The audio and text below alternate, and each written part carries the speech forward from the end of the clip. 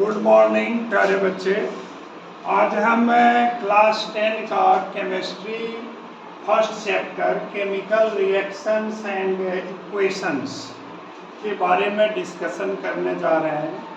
ये बच्चों का ही डिमांड है कि एक बढ़िया वीडियो जो सबसे अलग थलग हो वैसा बना के दिया जाए, इसलिए मैं प्रयास कर रहा हूँ और इसके लिए पार्ट 1 हम इस चैप्टर का आज वीडियो बना रहे हैं। उम्मीद है ये वीडियो काफ़ी पसंद आएगा और अगर किसी तरह की कमी हो तो वो कमेंट में ज़रूर बताओ।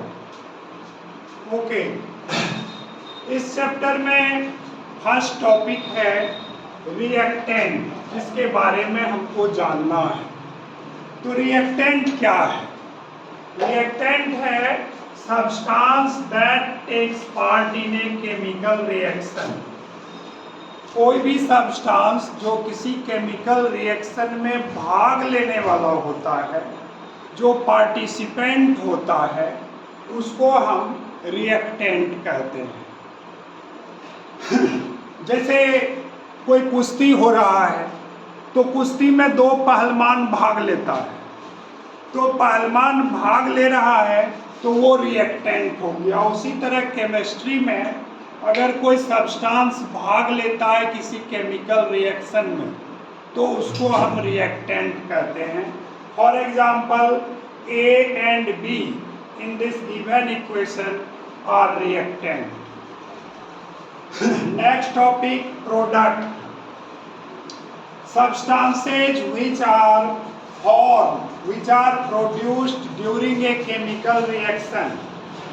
वैसा सब्सटेंस जो किसी केमिकल रिएक्शन के होने के बाद बनता है उसको हम प्रोडक्ट कहते हैं।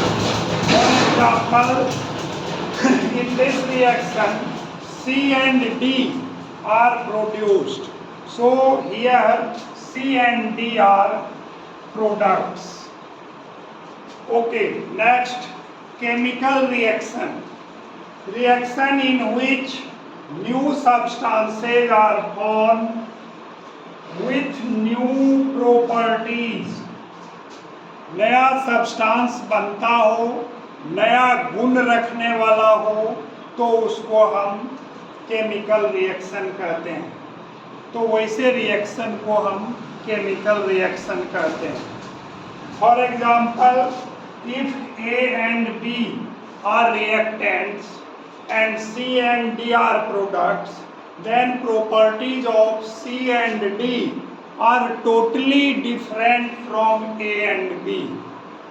Okay, example, if A and B are reactants and C and D are products, then properties of C and D are totally different from A and B। Okay, start। Okay, next question in this chapter is what happens when magnesium ribbon burns in presence of air or oxygen and the product is treated with water। What is use of this product? Very simple question। Lab में एक magnesium ribbon होता है जो बहुत ही पतला ribbon से structure होता है। इस रिबन को जब हम रब करके और बर्न करते हैं तो ये बर्निंग स्टार्ट होता है और बर्न करने के बाद वाइट ऐश पाउडर बनता है। और बर्न कैसे होता है? तो डैजलिंग लाइट के साथ, यानी दिवाली में जो छुरछुरिया पटाखा सब जलता है तो जैसा लाइट देता है उसी तरह का लाइट इस रिबन को जलाने से होता है और ये वाइट ऐश देता है। ये ऐश किस चीज़ का होता है?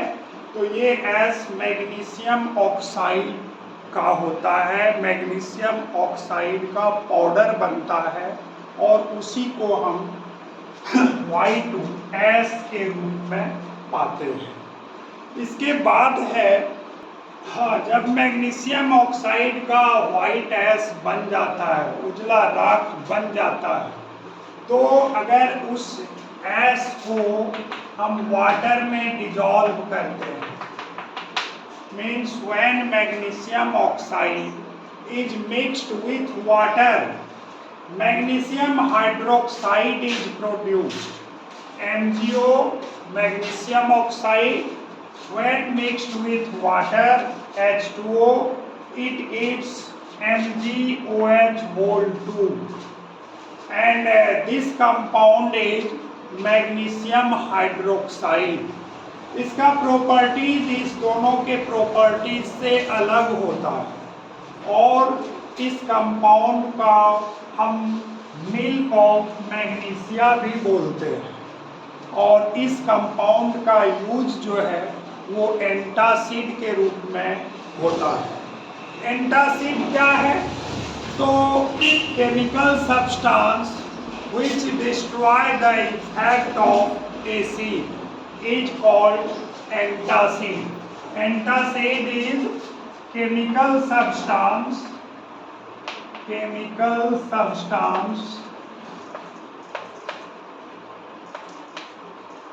which is used to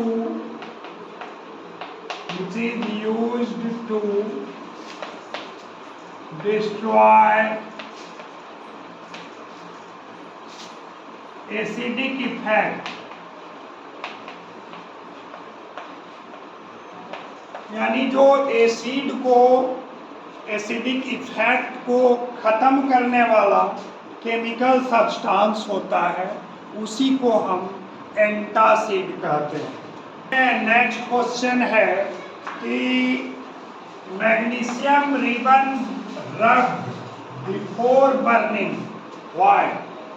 simple बात है, हम लोग देखते हैं कि हम लोग के गांव समाज में एल्युमिनियम का वायर इलेक्ट्रिसिटी डिपार्टमेंट द्वारा सप्लाई किया जाता है, करंट सप्लाई के लिए रखा जाता है। वर्षा के दिन में क्या होता है उसमें वर्षा के दिन में वाटर के चलते, एयर के चलते एक लेयर आ जाता है, जिसको हम लोग बोलते हैं कि कार्बन लग गया। मतलब एल्युमिनियम वायर के ऊपर जंग लग जाता है, एक तरह से कोरोजन हो जाता है। ठीक उसी तरह मैग्नीशियम रिबन है, ये रखा रखे कुछ दिन जब हो जाता है तो इसके ऊपर भी एक लेयर आ जाता है, और वो लेयर जो है मैग्नीशियम ऑक्साइड का हो जाता है। अब अगर इस रिबन को जलाना है तो क्या करते हैं हम लोग, सैंड पेपर से इसको रगड़ते हैं, ताकि ये जो लेयर है ये रिमूव हो जाए और मैग्नीशियम रिबन प्रॉपर वे में बर्न हो सके। तो to remove protective layer of MgO means magnesium oxide, magnesium ribbon is rub. Okay, next है what are characteristics of a chemical reaction. अब कोई केमिकल रिएक्शन होता है, चावल दाल, सिंपल है कि चावल दाल अगर हम लोग खिचड़ी बनाते हैं तो क्या करते हैं, उसमें नया प्रॉपर्टीज आ जाता है, कुछ वेपर सब भी निकलता है। तो उसी तरह कोई भी केमिकल रिएक्शन होता है तो उसमें मेनली 4-5 पॉइंट देखने के लिए मिलता है कि क्या क्या चेंजिंग होता है रिएक्शन के दौरान। तो फर्स्ट है इवोल्यूशन ऑफ गैस। हम लोग देखते ही हैं कि खिचड़ी भी बनते समय वेपर निकलता है। तो पहला काम है केमिकल रिएक्शन में, पहला चीज जो होता है वो है इवोल्यूशन ऑफ गैस, यानी गैस रिलीज होता है। दूसरा है फॉर्मेशन ऑफ PPT, यानी प्रेसिपिटेट। प्रेसिपिटेट का भी बनना किसी किसी केमिकल रिएक्शन में होता है। तीसरा है चेंज इन कलर, कलर भी चेंज होता है। जैसे जब कॉपर सल्फेट का सॉल्यूशन होता है वो ब्लू कलर का होता है, लेकिन जब उसमें आयरन डालते हैं तो कुछ दिन के बाद, कुछ घंटों के बाद उसका कलर ग्रीन हो जाता है। तो ये चेंज इन कलर होता है। चेंज इन टेम्परेचर, ये तो निश्चित है कि केमिकल रिएक्शन जब होगा तो या तो एनर्जी उसमें लिया जाएगा या रिलीज होगा, तो चेंज इन टेम्परेचर भी होता है। और चेंज इन स्टेट, हाइड्रोजन और ऑक्सीजन सिंपल है, दोनों गैसियस फॉर्म में रहता है, लेकिन जब दोनों मिक्स होता है तो वाटर बन जाता है, तो स्टेट भी चेंज हो जाता है। इसको एक एक करके हम लोग इक्वेशन के साथ, एक एक करके हम लोग कैरेक्टरिस्टिक्स ऑफ केमिकल रिएक्शन को एग्जाम्पल के साथ अब समझते हैं। फर्स्ट है इवोल्यूशन ऑफ गैस, यानी किसी रिएक्शन के दौरान गैस इवॉल्व होता है, गैस निकलता है। तो इसका एग्जाम्पल है when metal reacts with acid, जब कोई मेटल एसिड के साथ, dilute acid you can say, जब कोई मेटल डाइल्यूट एसिड के साथ रिएक्ट करता है तो निश्चित रूप से हाइड्रोजन गैस इवॉल्व होता है। फॉर एग्जाम्पल जिंक, जिंक का ग्रेन्यूल होता है, छोटा छोटा टुकड़ा होता है, जिंक का छोटा छोटा टुकड़ा होता है। जब एक टेस्ट ट्यूब में लेके और उसको हम डाइल्यूट HCl उस पर ऐड करते हैं, डाइल्यूट HCl, तो इससे हाइड्रोजन गैस निकलना शुरू हो जाता है। तो वही रिएक्शन है Zn plus HCl, ZnCl2 plus H2। Balance करने के लिए इसमें हम लोग 2 लिख देते हैं, तो ये बैलेंस भी हो गया। नेक्स्ट है फॉर्मेशन ऑफ प्रेसिपिटेट, इसको शॉर्ट में PPT भी बोला जाता है, PPT। प्रेसिपिटेट क्या है? तो insoluble part of A solution, कोई सॉल्यूशन बनाए, जैसे चीनी और पानी का शरबत बना रहे हैं तो सॉल्यूशन बन रहा है, लेकिन उसमें कुछ इनसॉल्युबल पार्ट हो, कुछ डस्ट पार्टिकल भी हो, तो वो डिजॉल्व नहीं होता है। तो जब डिजॉल्व नहीं होता है तो उसी को हम लोग प्रेसिपिटेट बोलते हैं। तो जब कार्बन डाइऑक्साइड गैस जब हम लाइम वाटर के थ्रू पास कराते हैं, लाइम वाटर यानी CaOH2, लाइम वाटर से जब CO2 को पास कराते हैं तो कैल्शियम कार्बोनेट का व्हाइट PPT बनता है, और ये व्हाइट PPT जो है ही फीचर्स है प्रेसिपिटेट का बनना। स्टार्ट। थर्ड प्रॉपर्टी है चेंज इन कलर, यानी किसी केमिकल रिएक्शन के दौरान कलर का भी चेंजिंग होता है। जैसे व्हेन एन आयरन नेल, वो लोहा का कांटी है, उसको हम कॉपर सल्फेट सॉल्यूशन में ड्रॉप करते हैं। जैसे ये this one is a test tube, if it contains copper sulphate CuSO4 and if an iron nail is dropped in this solution, then natural color of copper sulfate is blue. Natural color of copper sulfate is blue, but when an iron nail is dropped in this solution, the color of this solution changes to green after few days or few hours, and copper is deposited over iron nail. लोहा के कांटी के ऊपर जो है copper deposit हो जाता है yellowish deposition के रूप में। इसको रिएक्शन के रूप में हम लोग लिख सकते हैं कि CuSO4 जो सॉल्यूशन टेस्ट ट्यूब में लिया गया है वो CuSO4 है। ये ब्लू कलर का सॉल्यूशन होता है और इसमें एक आयरन नेल यानी Fe डालते हैं।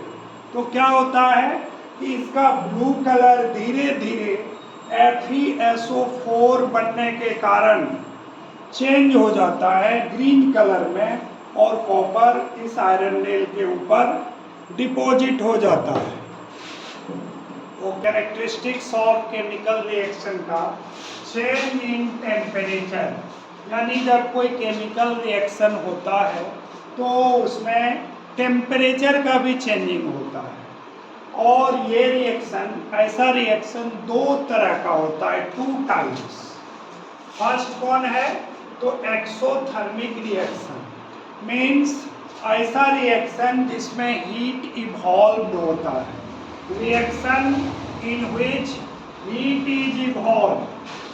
किसी भी तरह का रिएक्शन जिसमें कि हीट इवॉल्व होता है उसको हम एक्सोथर्मिक रिएक्शन कहते हैं।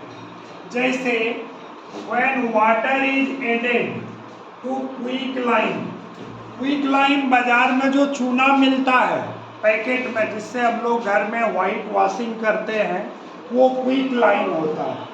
और क्विकलाइन को घर मार्केट से लाके जब घर में हम लोग बाल्टी में देके और उसमें पानी मिलाते हैं, वाटर ऐड करते हैं, तो क्या होता है कि CaO जो चूना है उसका फार्मूला है क्विकलाइन CaO और उसमें पानी मिलाते हैं H2O, तो प्रोडक्ट जो है वो CaOH2 बनता है, यानी कैल्शियम हाइड्रोक्साइड बनता है।